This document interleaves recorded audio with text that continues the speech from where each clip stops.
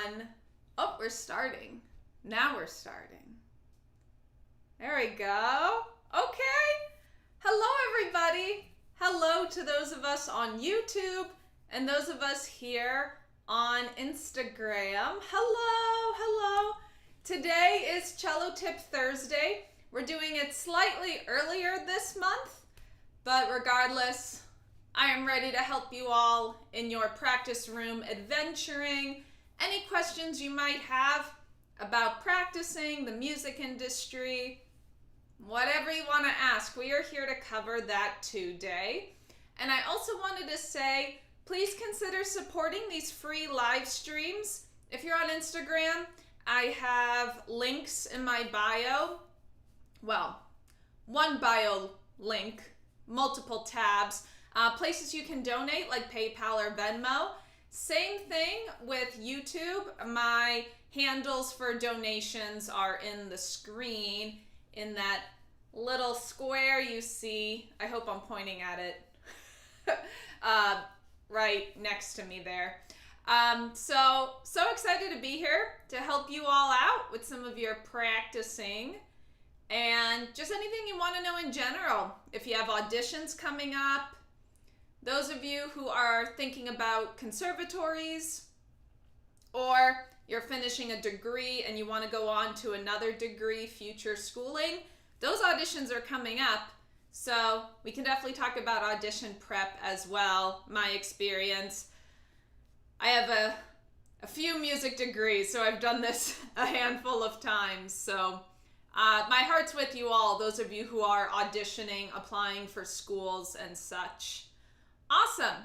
So I am very eager for someone to contribute to the chat. If you have a question you'd like to ask. If you don't, that's okay. What I like to do is talk about some of the things that I find helpful for people, especially things with playing with physical ease, things like that. So often I'll talk about some tips until something pops up in the chat. I want to give you Doll's top priority for this. So awesome. Thank you all for being here. So let's talk a little bit. Let's see. Do I want to talk about the bow or the left hand? Which one? Oh, hello. I know, I love seeing you all in the chat and where you're from. It's amazing that we have people from all around the globe. Hello. Joining in. So one thing that I've been talking about in lessons quite a bit is vibrato. And for those of you who might not know, on my YouTube channel, I do have a program up there called Vibrato Bootcamp, where we have a calendar. I tell you what videos to watch in what order. It's very straightforward, and it helps you to unlock vibrato in about 4 weeks. Now, of course, you're going to have to work on it after the 4 weeks, but this is a great way to set you up, give you a foundation for vibrato. So that's on my YouTube channel. And I wanted to give you all some vibrato tips, though, that are covered in the program, but also just some common things to look out for if you're starting vibrato. So a big thing with vibrato you want to keep in mind is that with cello playing, this is not the case for all string instruments. So keep this in mind. For example, violin vibrato, very different than cello vibrato. So for cello vibrato, we incorporate a lot of our arm and a little bit of our back as well. So one thing a lot of people try to do on cello is they just kind of shake their wrist. And that's where most of the motion is. And my forearm has some motion. I mean, our whole arm is connected. But I see a lot of kind of this where the hand is shaking and the wrist is trying to do most of the work. And even though it looks like a lot of motion, the sound is actually very tiny. So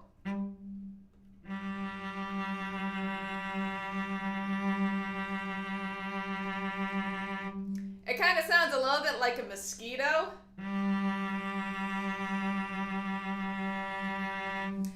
that's because the wrist, it can do a lot of rotations, but in terms of kind of sliding your finger up and down, it's not the best joint for that, or the best spot on our arm to get the widest range of motion. So you want to use more arm, and then that kind of charges the wrist, and the rest of your hand and wrist will move as the momentum flows down your arm.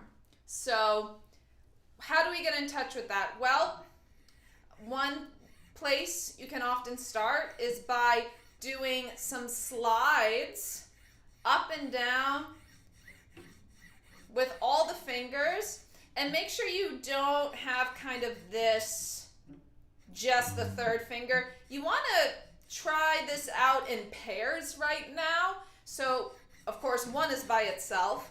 Then we do 1 and 2, 2 and 3, and 3 and 4, like that. Now you notice I'm not making my wrist swim. My wrist is pretty stable, and it's kind of like this. Joint is opening and closing, open, close, open, close. And my fingers are staying in contact with the neck. I'm not flying off. So this is one way to get in touch with that forearm. And your thumb can be underneath the neck, loose and sliding along. And it's okay if some fingers kind of go on another string. We're just really focusing on the arm while having some consistency in our left hand. So we open up like this. And if you add the bow to that,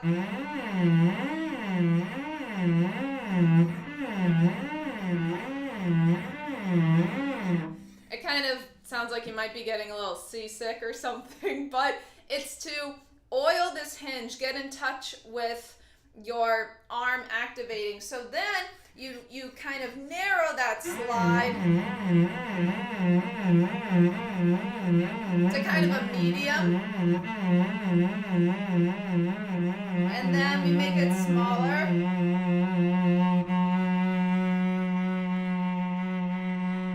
So it's okay, just land softly. If it's not exactly the correct pitch, or you're in a weird position like you're up here, that's okay. And one thing then is, once you start narrowing it, you can think of your arm as being thrown forward, back, forward, back, forward, back. So you can see my arm is doing a little bit of this. Now you don't want to roll your hand over. That's a very important thing, is people think, oh, I rotate the arm, and then their whole hand kind of collapses forward. So again, it's mostly in here, and your fingers are moving as a reaction. So you can also think of your hand as rocking forward and back. And another thing, I often tell people to practice in front of a mirror, or you can open a Zoom room. A lot of us have Zoom or Skype or some sort of video call service. You can open a room and watch yourself in your computer camera. You know, look at yourself on the screen if you don't have a mirror. So, and that's good too, because the computer screens are usually wider. They're not tall and vertical, so you can see more as your arms expand. And you want to make sure you can see some of the inside of your hand. So if I'm doing vibrato like this, well, now my hand is kind of falling forward. You should be able to see your palm. And from where I'm sitting, that's kind of difficult to tell. I just see the top of my hand. I guess the top of my hand is facing the wall. So my hand is tilting back instead of falling forward. So if you don't have access to watch yourself, think about the back of your hand as facing the wall behind you. And so again, to recap, we start big, and you're kind of throwing your hand forward, back, forward, back. And you really want that to open up from here. And you are going to feel it a little bit in your back as well, because you are opening around the shoulder blade a little bit, around that area. So you start wide.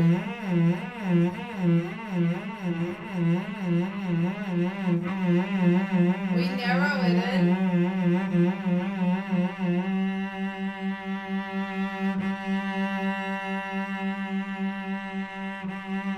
And try to resist the urge to squeeze and clench, because if you're squeezing and you're tight, it's hard to get that wide oscillation going.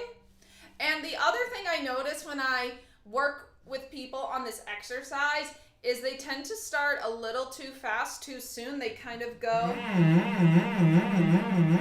and okay, but I worry that you're not going to be able to process what you're feeling and what it feels like to do it correctly if you're going too fast in this motion. So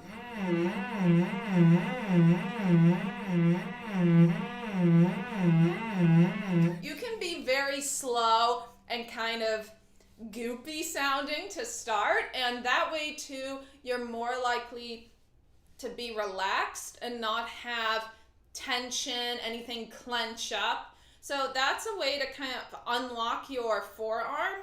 Another thing you can do, I should say your entire arm. Another thing you can do, and if you do this, please wash your hands before you do this, because you are going to be touching the cello varnish. And you can vibrate on the top of your cello. So you put your thumb on the other side right on top, and you lay your fingers, and you kind of practice this idea of shaking.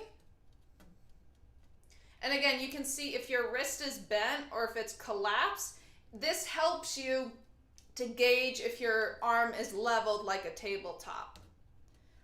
Okay, so as long as you have clean hands and you don't do this for too long, it's okay. And then you can take a clean cloth. I actually have one right here. So you can take a cloth and gently clean the area a little bit after, if you really want to keep the varnish nice, which you should. We have oils in our fingers and such, but that's a temporary exercise you can do. I saw an awesome question in the chat from one of my regulars on Instagram. It's wonderful to see you. I'm going to cover that. I just have one more quick tip: how you can practice vibrato as a passenger in a car. Or if you take public transit and you're taking the train or a bus, you can practice vibrato in your commute. Fun fact, I thought this was so cool when a teacher showed me this.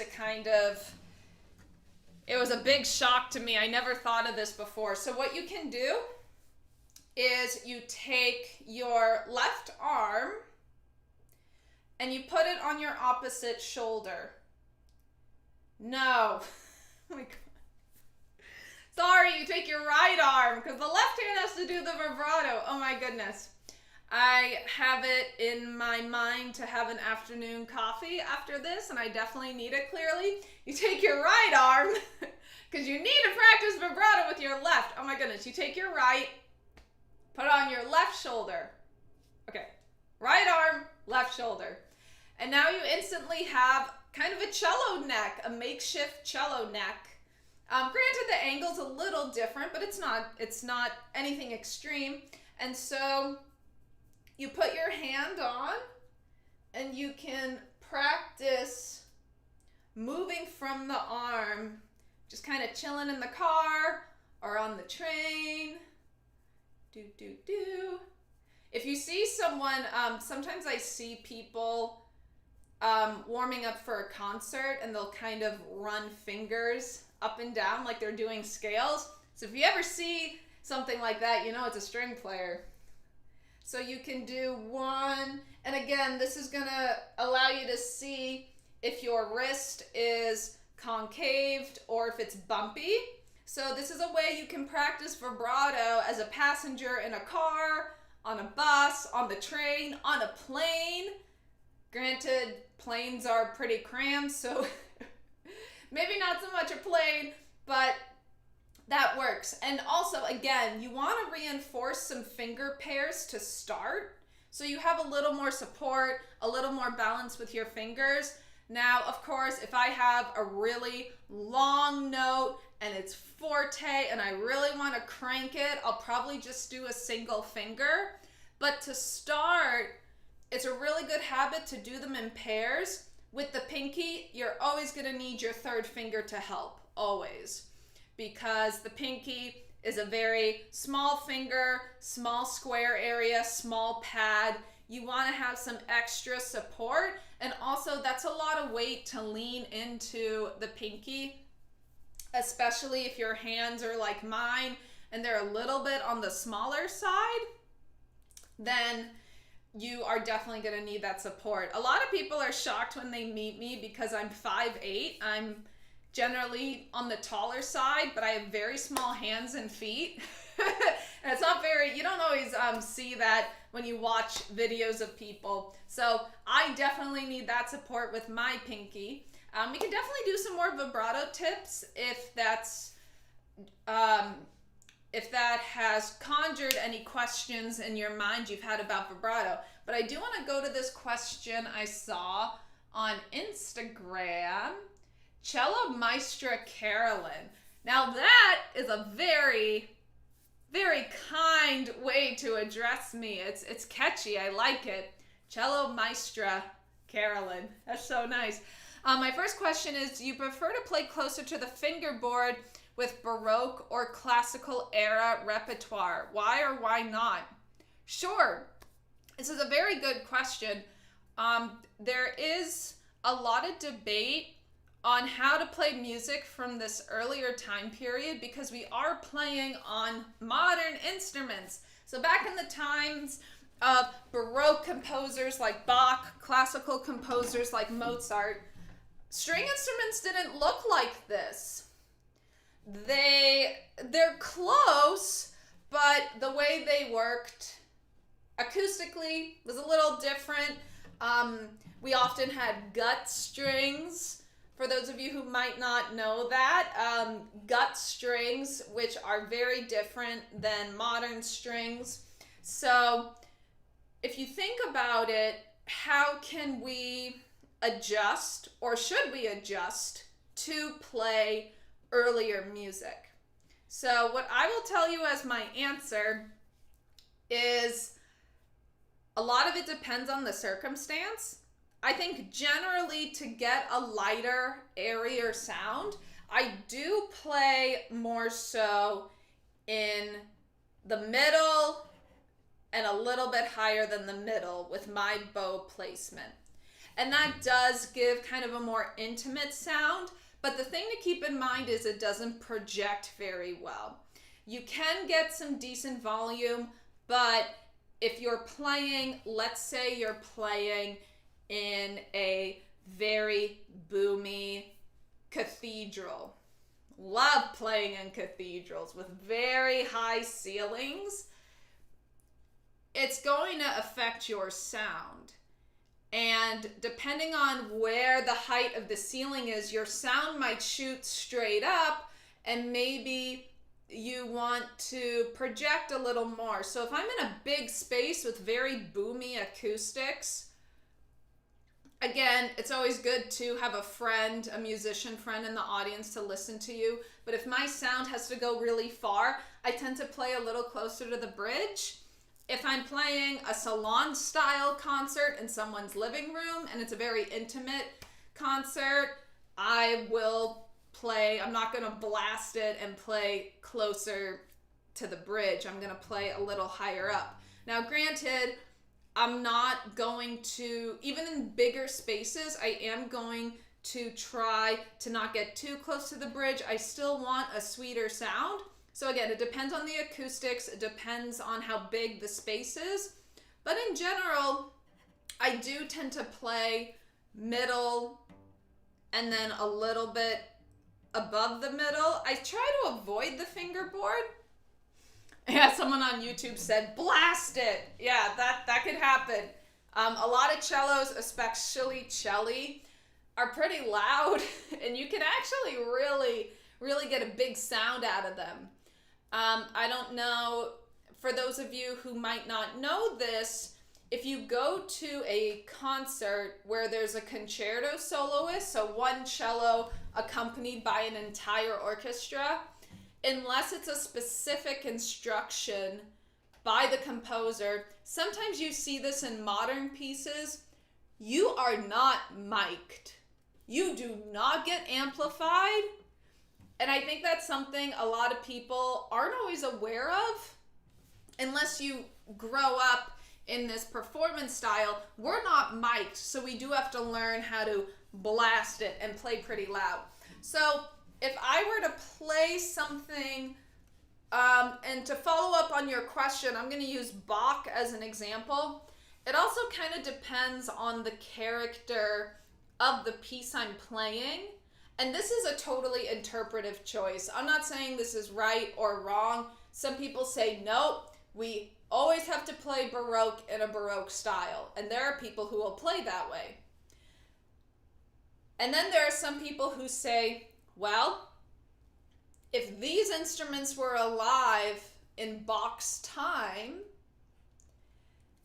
maybe they would want to have more projection, more substance to the sound, a thicker sound. It's kind of hard because we can only guess what Bach wants, unfortunately.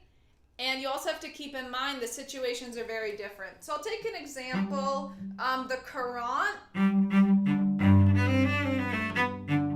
It's very...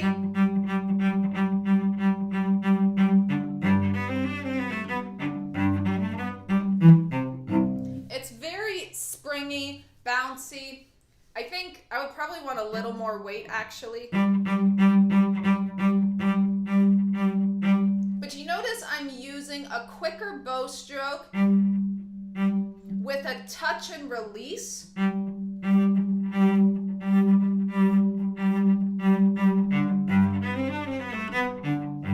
That's very common with Baroque style. But if I were to play something a little heavier and darker, like the opening to his 5th cello suite,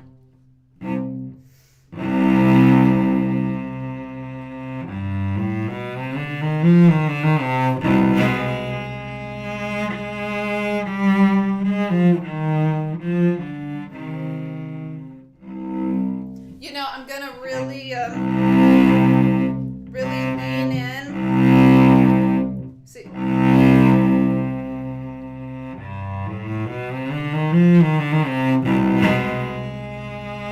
You know, I'm not gonna.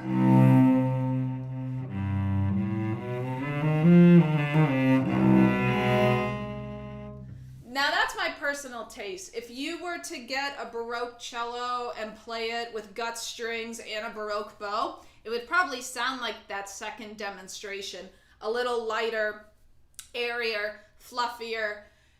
But I don't know, it's a very tragic prelude, and I really think that opening note is kind of like an organ drone, and that is what Bach was known for, as being a phenomenal organ player.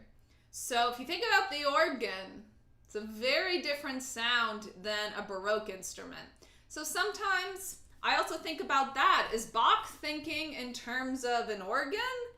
And now, again, this is part of how I interpret those pieces, as I think about the composer's background and the context on how they might hear the music.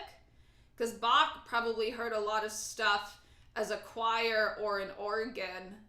I mean, he was very knowledgeable of string instruments. It's obvious by how he's written the suites, but thinking about kind of his background as well. And I do that regardless of the time period. Modern music, romantic music, kind of thinking a little bit about how the composer might want it to sound. And unfortunately, with these older time periods, we can't ask them. So I hope that answers your question. Generally, if it's a lighter piece with a brighter character, I tend to play middle and a little higher. Again, I don't really go onto the fingerboard unless I want a very super quiet, bone-chilling effect. I don't really go on the fingerboard. But if I'm in a bigger space, I'm going to play a little further towards the bridge. I hope that helps. This says your first question, so it sounds like you might have more. So feel free. Feel free to contribute questions. I'm also sorry, Instagram. Here we go. Okay. When I scroll up to answer a question on Instagram, it doesn't bump me back down when people reply, so I gotta scroll back down. So thank you for your patience. Wow, now I'm Maestra Dr. Carolyn. I got a promotion. Wow, maybe I answered that question really well. A lot of you might not know this fun fact. I kind of have half a doctorate, fun fact. So I'm a D, maybe just the D. I'm half a doctor. Believe sight reading is like learning a new language.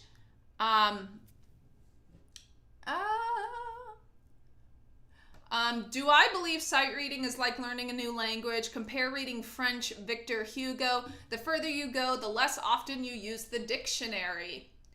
Sure. Well, it's interesting you equate it to learning a different language. One thing I do, to an extent, sight reading. For those of you who might not know, sight reading is when you take a piece of music that you've never seen before. Generally, you don't know it, you don't recognize it, and you try to play it on the spot, just at a glance. It's very common in auditions, and it really tests your note reading ability and also how well you pay attention. It's very common in orchestras because they want to see how quickly you can interpret things like dynamics, articulation markings, modulations. So if you're in one key, you go to another key. Do you just completely disregard that and you're playing flats when there's sharps or whatever? It really, it tests a very specific group of skill sets. And it's interesting because I actually took French for a handful of years in college, and I had to read a French novel. And the thing that really helped me, in addition to time and experience, of course, but not using a dictionary, was the context clues. Kind of figuring out stuff around it would help me to understand a word I didn't know. It's very similar to learning how to read as a child in English. You talk about context clues. And what I tell students often when they sight read is to look at what you know to figure out what you don't. So to give you an example, let's say we have 4 beats to a bar. We're in 4/4. And you see a rhythm, and the last beat is something you've never seen before. So I'm going to play a rhythm.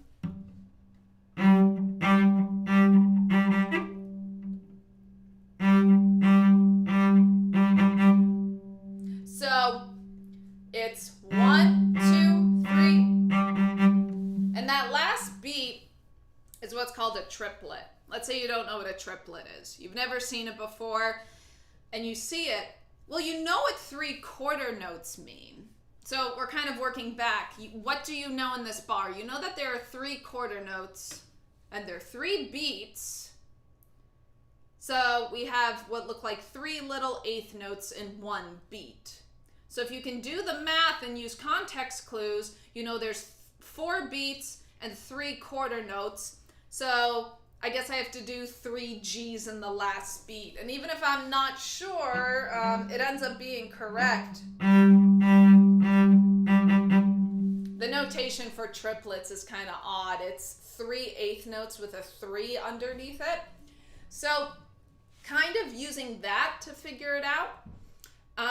Another thing too is looking for repeating material, finding patterns. So I think it's very good. It's a very good thing to do. Practice sight reading. And let's see, what else for context clues? I also think too, just some general sight reading tips in auditions. Dynamics are usually, we're so focused on notes and rhythms. And I believe, don't quote me, everyone's opinion's different, but I really believe, let's say I go in an audition, I play the rhythm perfectly and the notes perfectly, but I don't do any of the dynamics. I don't do anything. Everything's mezzo forte, kind of bland.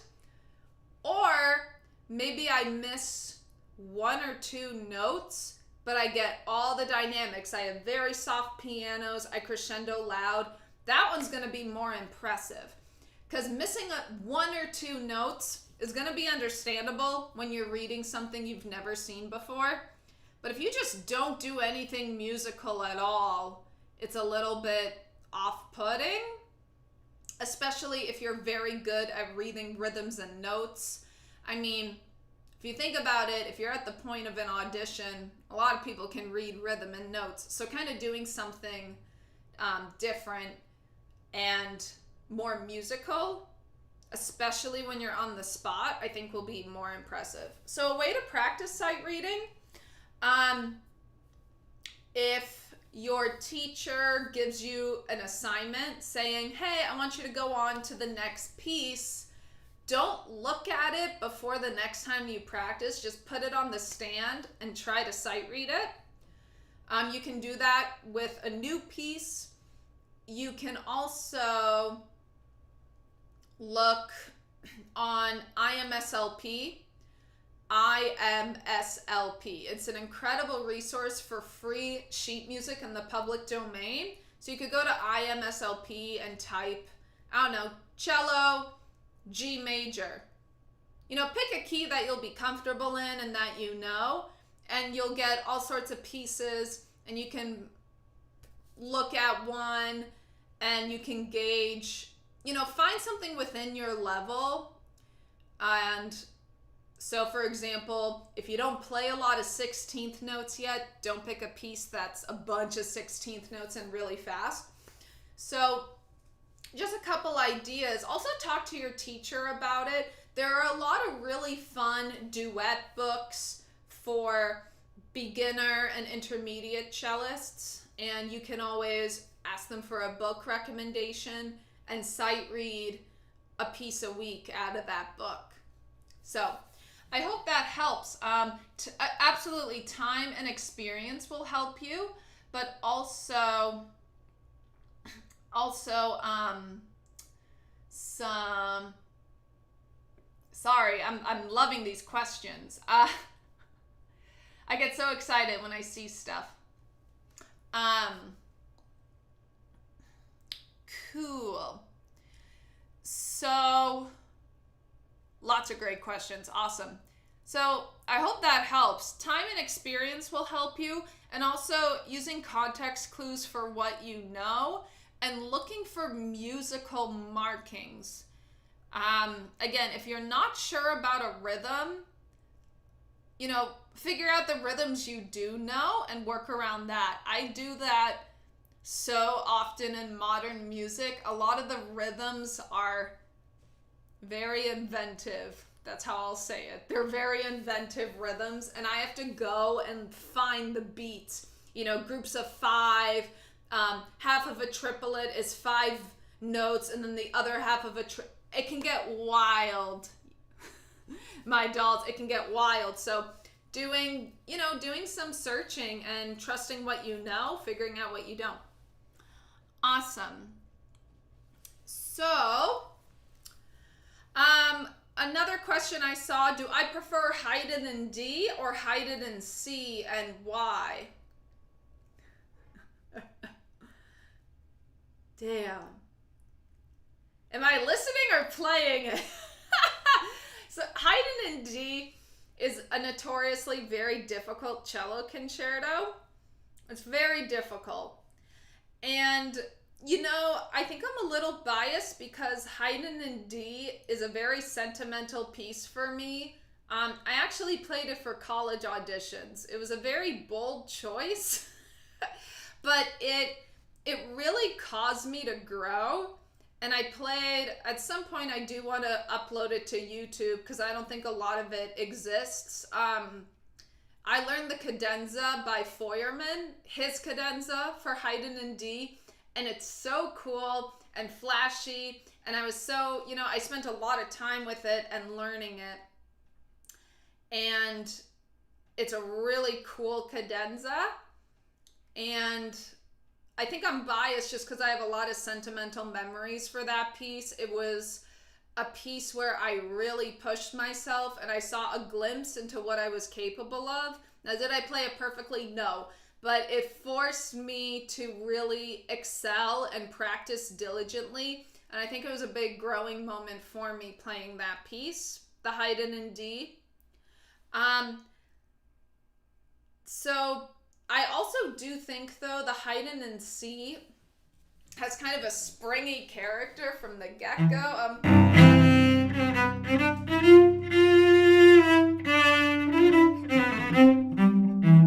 And sorry, I don't know why I did that bowing. That was a very weird bowing. Haydn in D is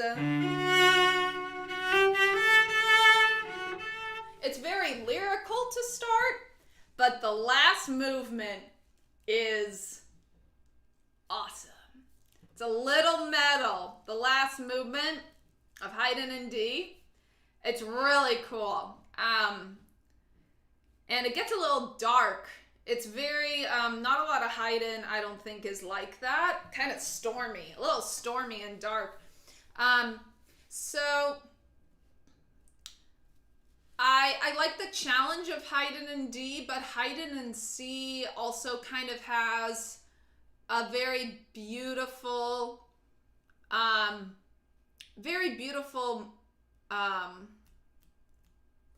what am I thinking? It's beautiful. It's lighthearted. It's carefree. It's a beautiful piece. I do have to lean towards D, though, even though I'm going to be super stressed out if I have to play it. I do think it's Haydn in D. Yeah. Show us the... Ah!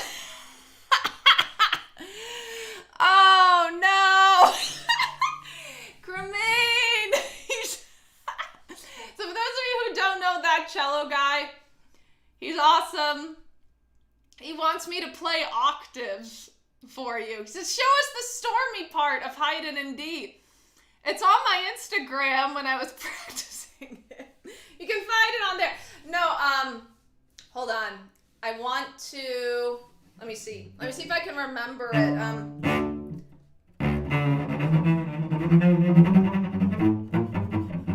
Yeah, that's how it goes. Okay.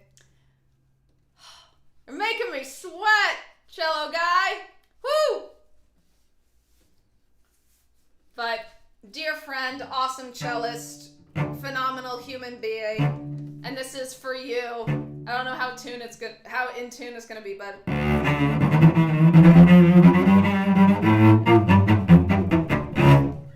so yeah, woo! And then it goes an octave higher as well. I don't think I'm going to subject you to that. The C and G string is what makes it stormy, y'all. Come on. Yeah, so that's a good one. Ooh. It's a lot of octave thumb to 3 work. And I did see a question about thumb exercises. Someone in the chat wanted to see thumb exercises. Yes. Man, I'm glad I warmed up for today's stream, man. making me sweat up here. Damn. Thumb exercises. Let's use that excerpt for a great thumb exercise. Whenever you have to play octaves like that, even if you're not quite in a piece that's octaves, you can play scales in octaves. That passage,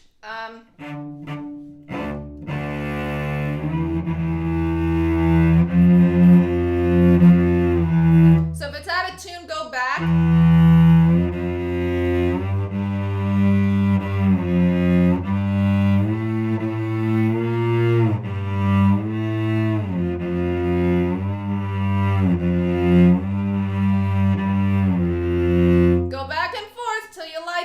For some reason, I've always had issues the F octave.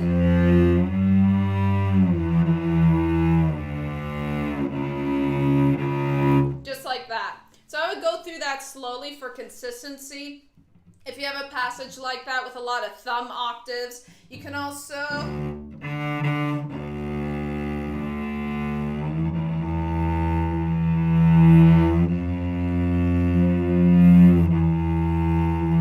I start with the low note and then I add the octave to listen. That's a great thumb exercise.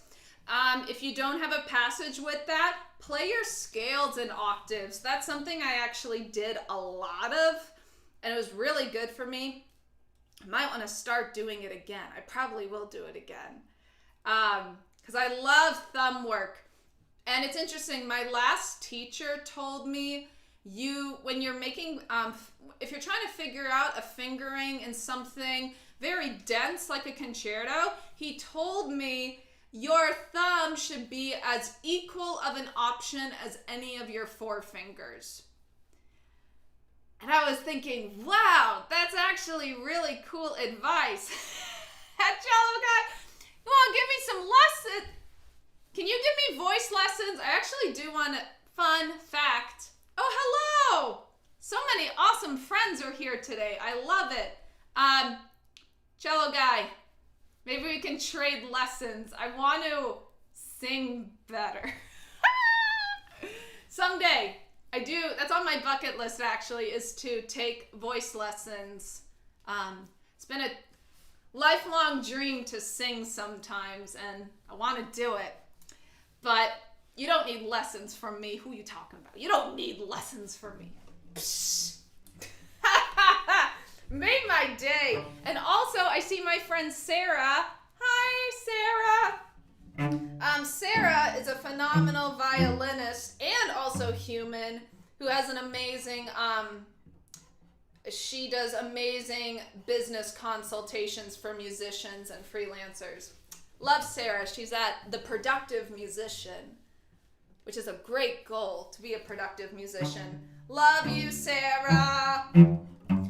Okay, thumbs. Yes, thumbs. So take a scale. Pick a scale, like maybe, it doesn't matter. Let's do, well, we're feeling D. We've been talking about Haydn and D. Let's do D major.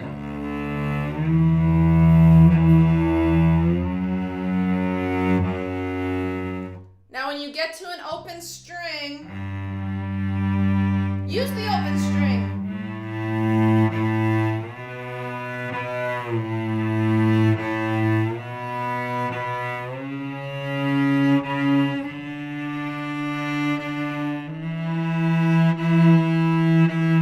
That's a little wider.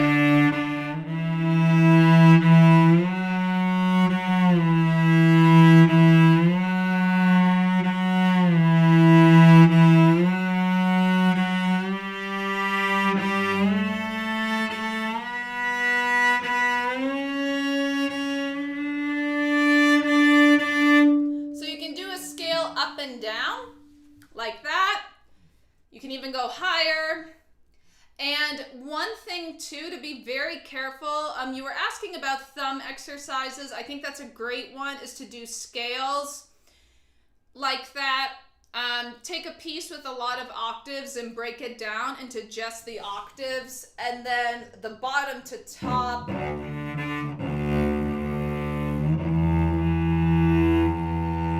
Where you start start with the bass and then you add the top finger.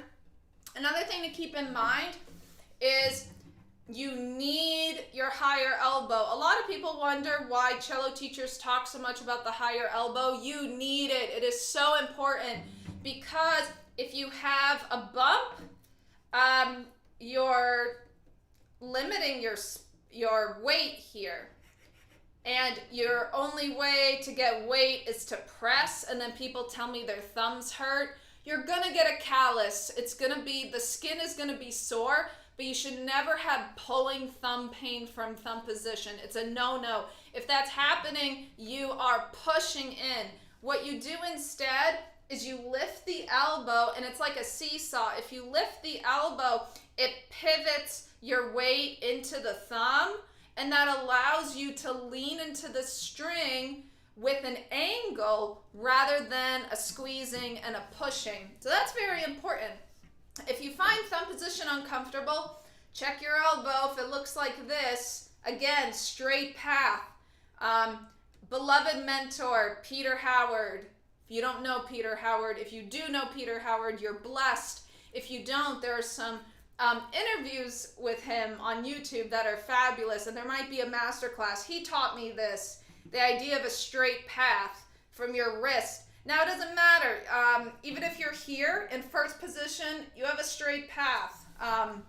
Amazing concept. So I hope that helps with your thumb pursuits. Doo-ba-doo-boo-boo. Questions? Oh, my favorite cadenza for Haydn and D. I mean, I only have experience playing the Feuermann and looking at whatever's in the international edition. That's where I didn't use the international. Oh, I used Schott, the Schott edition. And I can't remember who the editor was for that. Maybe it was Yo-Yo Ma. I could go digging. I have my suitcase of music here for my live streams because some of you dolls ask very good questions about excerpts, and now I have all my music. I don't have enough experience playing cadenzas. I only have those two. That's something that I think would be a really cool project someday is, okay, I'm not going to say it. I don't want anyone to take it. I have a new project for myself next year. I just realized there's a resource. Yeah. To be determined. I don't want to say it. But that's something to think about when you're learning a concerto, is there might be more than one famous cadenza. So, yeah. I do love the Feuermann cadenza. It's pretty cool. That cello guy, if you're there, don't ask me to play it. I'm not that warmed up yet. You get one request per live stream, Kermane, just one. Yeah, I do love the Feuermann. Out of the two I've learned, the Feuermann's my favorite.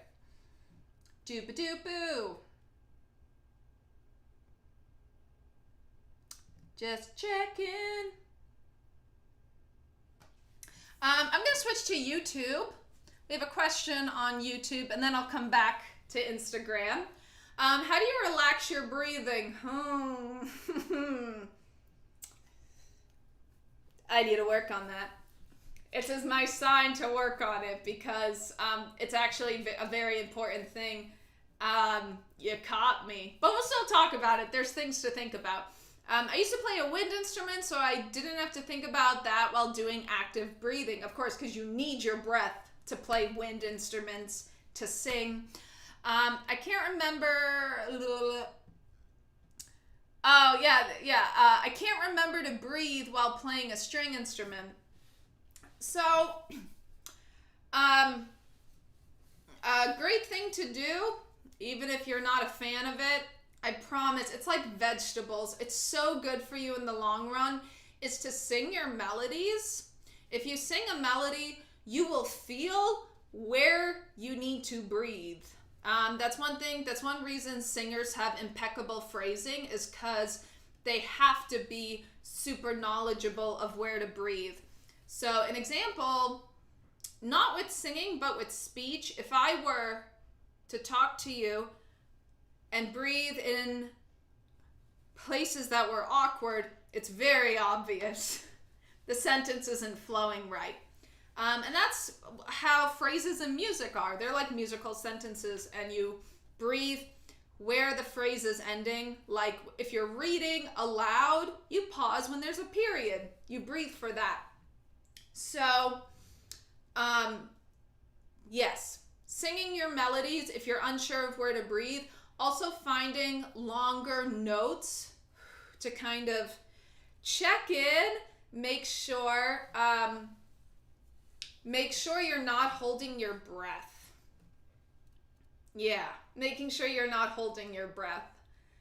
So I would recommend singing a phrase, finding longer notes to kind of, one thing, an exercise is if you're doing a scale, regardless of what string instrument you're playing, so you could do,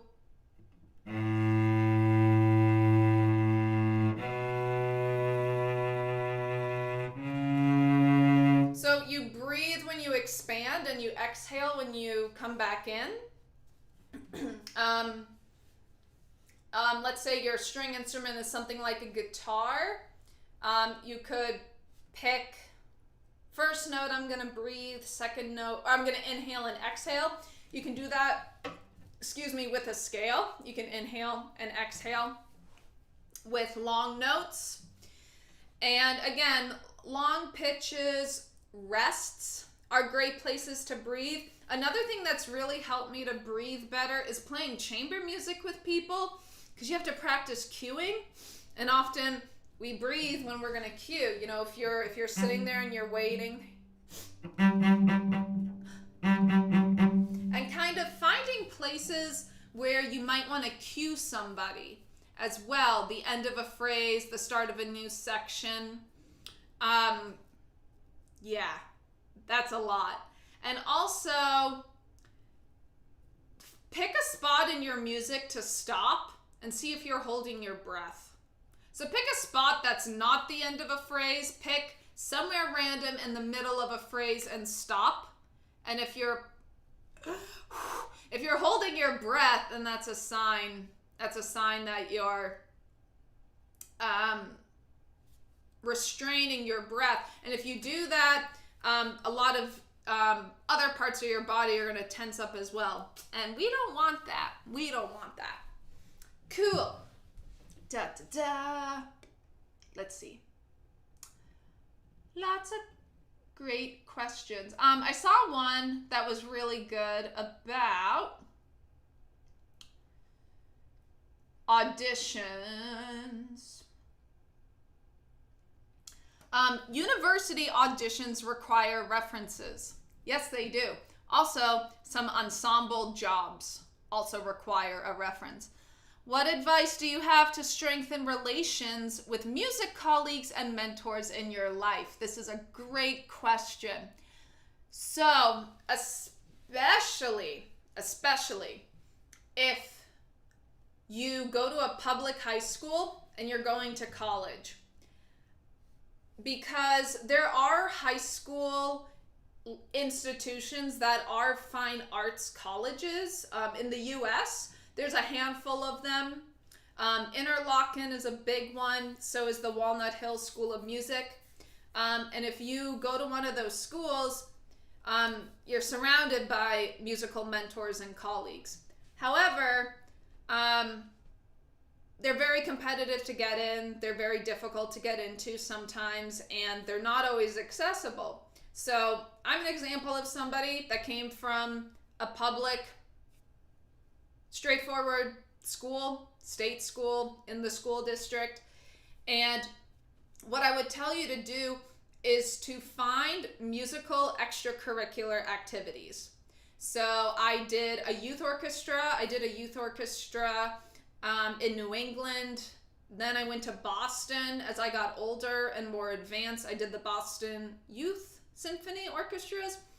And also that allows you to work with a sectional coach, a conductor, different conductors. That's always a good possible reference. If you don't have access to orchestras, have a fabulous relationship with your teacher. And that means being a responsible and diligent student. And it goes beyond practicing. It goes beyond that. Just coming to lessons prepared is huge, but also making sure you show up on time.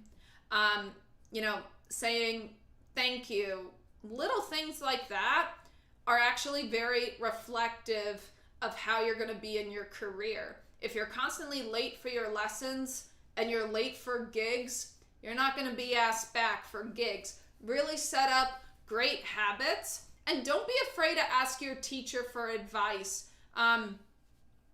Absolutely, teachers deserve respect for the time they're giving you, but they are also there to be your resource. That is part of a true teacher's job, is to be a resource for you. They should be there to help you find opportunities to play outside of school. And for example,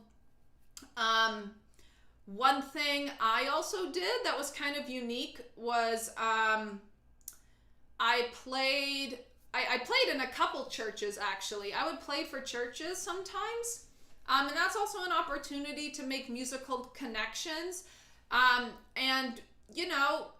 Even if it's someone with a different musical background, they can talk about, they're amazing to work with. They have a fantastic attitude, high energy. They're always on time. These are great things to have in a reference. Another thing, music festivals in the summer. Oh my gosh, these were crucial for my references.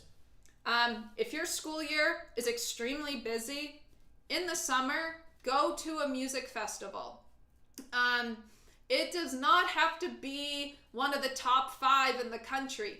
Any music festival, a lot of them will give you scholarships, especially ones that aren't super well known yet because they want to grow and get more players to come. So really do some research, find music festivals. Some of them are in your area. Some of them are day festivals where you don't have to sleep over and pay for housing and meal plans, because that can get very expensive. And I did a day camp. That was awesome. It was about a 20-minute drive every day. It was an awesome music festival. So if you go to these music festivals, you usually have a private cello teacher for a couple weeks, depending on how long the festival is.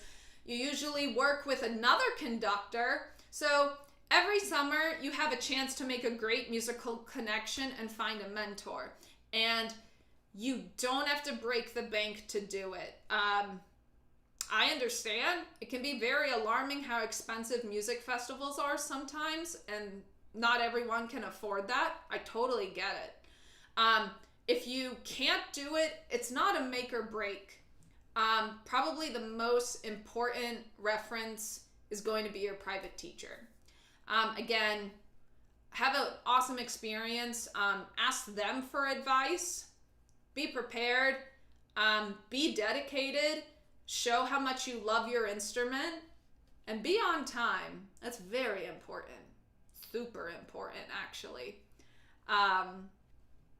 Believe it or not, once in a blue moon, I would get an opportunity because there would be like an event in the morning, and I had people tell me, I know you'll show up for it, and not sleep in. So sometimes I got to do extra stuff that was in the morning. It was kind of funny. Again, really... and also your teacher will know music groups in your area you could play with. Especially if you want to do music stuff outside of your high school. Your teacher would definitely be familiar. Use them as a resource. Ask us questions. We want to help you. All right. Great. Awesome live stream. It was so fun to see some familiar faces. Always fun to have a surprise when someone I know pops in the chat. And that's awesome, you know, having musician friends, we know how difficult this path is, so to be supporting one another and seeing our friends there really means a lot. And I love our community we have here in Cello Doll land, Livestream land. Y'all are awesome. Thank you so much for joining Chelly and I on this early live stream. And just a couple things. If you don't know, please consider supporting these live streams. They're completely free for you to watch. I'll always want to do these for free. I do have links in my Instagram bio. There's a link and some tabs for my PayPal, Venmo, if you would like to tip or donate to support future live streams. And on YouTube, that information, the virtual tip jar, is on your screen right next to my head. On Instagram, it's my bio link. Thank you all so much. Expect some spooky surprises coming next month. It's my time. I love this time of year. I'm so excited. I want to make some fun things for you all. So keep a lookout for that. And if you don't know, Cello Doll has merch now. What? So there is a merch store. Really fun shirts. I'm going to be adding more stuff as the weather gets cozier. Again, Instagram bio link, and it's also in the video description on YouTube. Thank you all so much. I look forward to these every single month. You all are awesome and bring awesome, thought-provoking questions. I love your participation. And we'll see you next month. I'll have to do something special for October live stream. Drop me a comment or a DM if you have any suggestions. I have a couple of ideas, but I always want to hear what y'all are interested in as well.